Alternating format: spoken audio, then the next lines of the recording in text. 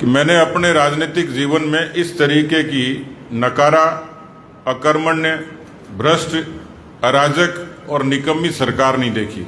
ये राजस्थान का दुर्भाग्य है कि इस सरकार पर एक ऐसा मुखिया काबिज है जिसको अपनी कुर्सी की फिक्र ज्यादा है, प्रदेश की किसी अबला की असमत बचाने की फिक्र कम है। राजस्थान के इतिहास में जितनी वादा खिलाफी अवाम के साथ इस बार हुई है, कभी नहीं हुई। राजस्थान को ये माना जाता था ये शांतिपूर्ण प्रदेश है, यहाँ लोग दुनिया भर से रिहाइश के लिए आते थे। दुनिया के नक्शे पर भी देखते थे, लोगों को लगता था कि जयपुर या राजस्थान सबसे महफूज प्रदेश है। अपराध कम होते थे, सामाजिक समरसता और सौहार्द था, एक पीसफुल स्टेट की श्रेणी में राजस्थान को गिना जाता था। दुनिया से भारत आने वाला हर तीसरा पर्यटक राजस्थान आता है। लेकिन इस समय राजस्थान की सबसे बड़ी चुनौती कोई है, सबसे बड़ी कोई समस्या है तो राजस्थान की कानून व्यवस्था है। थानागाजी की गैंगरेप की घटना से अलवर की निर्भया तक, और अब तो अति हो गई, दौसा की घटना ने इतनी हृदय विदारक घटना थी कि जिससे समाज के सभ्य व्यक्ति के रोंगटे खड़े हो गए। इस तरीके की घटना एक हो सकती है, लेकिन राजस्थान में इस तरीके की 18 घटनाएं बलात्कार की रोज होती हैं, 7 हत्याएं होती हैं। पिछले वर्ष का यह आंकड़ा 6337 का बलात्कार का, दुष्कर्म का, उत्पीड़न का और गैंगरेप का। इसलिए ऐसे प्रदेश में इस तरीके की शांति व्यवस्था को जब चुनौती पड़ती है, चोट होती है, तो जिस तरीके की परिस्थितियां राजस्थान में बनी, उसमें राजस्थान के मुख्यमंत्री जो गृह मंत्री अपनी जिम्मेवारी से बच नहीं सकते। और मित्रों, जिस तरीके की समाज के सद्भाव को बिगड़ने की कोशिश हुई, और एक बार नहीं, एक लंबी फहरिस्त है। पार्टी के हमारे अनेक डेलीगेशंस ने जगह जगह जाके वहां तथ्यपरक जांच की, और उस जांच में ये सरकार सीधे सीधे जनता की अदालत में दोषी पाती है अपने आप। जनता की अदालत में एक आरोप पत्र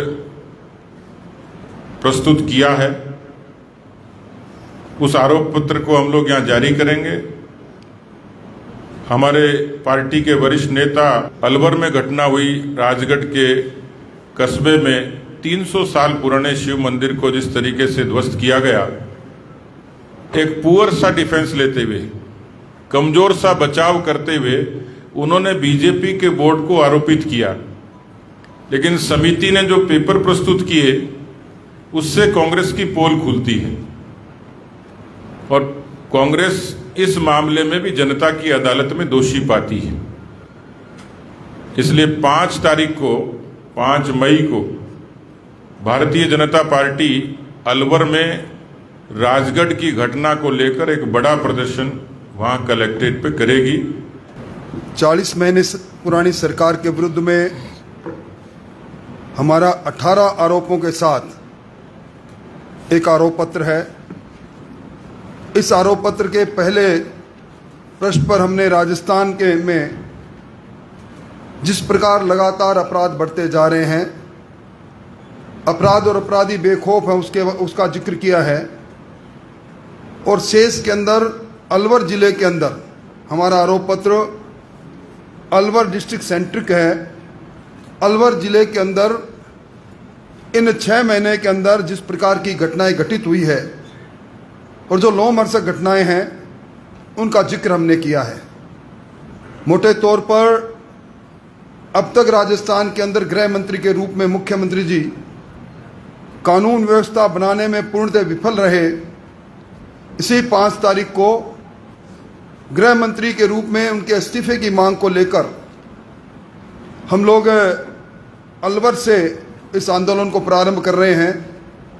और जब जब भी जिस जिले के अंदर इस प्रकार की लोमहर्षक घटनाएं होंगी, हम उस जिले के अंदर जनता की आवाज़ बनेंगे। आज जो जिक्र अभी अध्यक्ष जी ने कहा, नेशनल क्राइम ब्यूरो की रिपोर्ट जिसमें 2 बार खिताब जीता है राजस्थान ने महिला दुष्कर्म में, 2019-20, 2020-21, और दुर्भाग्य है कि 22% मामले पूरे देश के अंदर जो दुष्कर्म के हुए उसमें हिस्सेदारी हमारी रही। और आज ये बात सही है कि इसका आगाज अलवर जिले में तब हो गया जब थाना गाजी में एक महिला का पति के सामने गैंगरेप हुआ, उसकी वीडियो बना, वीडियो वायरल हुआ और चुनाव के समय में, लोकसभा के चुनाव में सरकार के वोटों में कमी नहीं पड़ जाए इसके लिए उसको दबाया गया। मॉब लिंचिंग भी राजस्थान में सर्वाधिक हुई है। हरीश जाटव, मॉब लिंचिंग में कोई कार्रवाई नहीं, दुखी पिता ने आत्महत्या कर ली। योगेश जाटव, ये दो लोग मॉब लिंचिंग ऐसी है जिसमें मुख्य अपराधी आज भी पुलिस की जकड़ और पकड़ से बाहर है। लव जिहाद की घटनाएं भी अलवर जिले में सर्वाधिक हुई। एक 17 वर्ष की लड़की के साथ बारिश मेव ने जिस प्रकार अपहरण किया, धर्म परिवर्तन कराने का प्रयास किया, जबरन निकाह किया और उसके बाद भी उसमें शामिल सभी लोगों के खिलाफ कार्रवाई नहीं, छुटपुट कार्रवाई करके इस बात को समाप्त कर देना। और बहरोड के अंदर आप सब लोगों ने वो दर्दनाक हादसा सुना होगा जब पुलिस की कार्रवाई नहीं होने के कारण से दलित समाज की एक बेटी कुएं में कूद कर आत्महत्या करती है।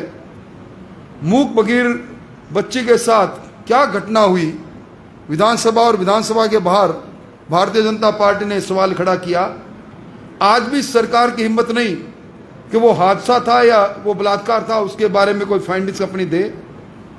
और मंदिरों को तोड़ा जाना, मेवात क्षेत्र के अंदर गोकशी होना और जिस 300 वर्ष पुराने मंदिर की चर्चा अभी अध्यक्ष जी ने कही, हमने यहाँ वीडियो दिखाकर ये सिद्ध किया था कि पुलिस के उच्च अधिकारी और एसडीएम की उपस्थिति में मंदिर को तोड़ा गया।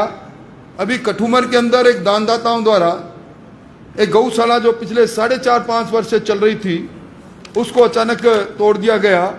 इन सारी घटनाओं का जिक्र हमने इस पूरे आरोप पत्र में किया है। राजस्थान के अंदर आज जिस प्रकार से तापमान बढ़ता जा रहा है और राजस्थान में जिस प्रकार की बिजली गुल हो रही है, मैंने विधानसभा में भी कहा था, आज यह सवाल ये है कि राजस्थान के खुद के 8 थर्मल पावर जिनसे लगभग 4,444 मेगावाट बिजली पैदा होती है, तकनीकी कारण से बंद करने का षड्यंत्र ये सरकार कर रही है ताकि महंगी बिजली खरीदकर चांदी कूटने का काम इनको मिले। इससे बड़ा दुर्भाग्य हो नहीं सकता। हम इन सारी बातों को लेकर अभी अध्यक्ष जी ने जो समिति बनाई है, हम इस आंदोलन का आगाज अलवर से करेंगे और आवश्यकता पड़ने पर इस कानून व्यवस्था और दहशतगर्दी की जिंदगी से जीने के लिए मजबूर राजस्थानियों की आवाज बनेंगे। मोटे तौर पर इसके मुख्य बिंदु जो हमने लिए हैं वो आपके सामने हैं। अब भारतीय जनता पार्टी चैन से नहीं बैठेगी। अब कोरोना की छाया भी हट गई है, इसलिए अब हमारी लड़ाई सड़क पर होगी। जन समूह के साथ जन आवाज बनकर हम आगे बढ़ेंगे। इतना ही मुझे निवेदन करना था। अगर आपको हमारी यह वीडियो पसंद आई हो तो लाइक, शेयर एंड सब्सक्राइब जरूर करें और बेल आइकन को दबाना ना भूलें ताकि आपको आपके इलाके और प्रदेश की खबरें सबसे पहले मिलें।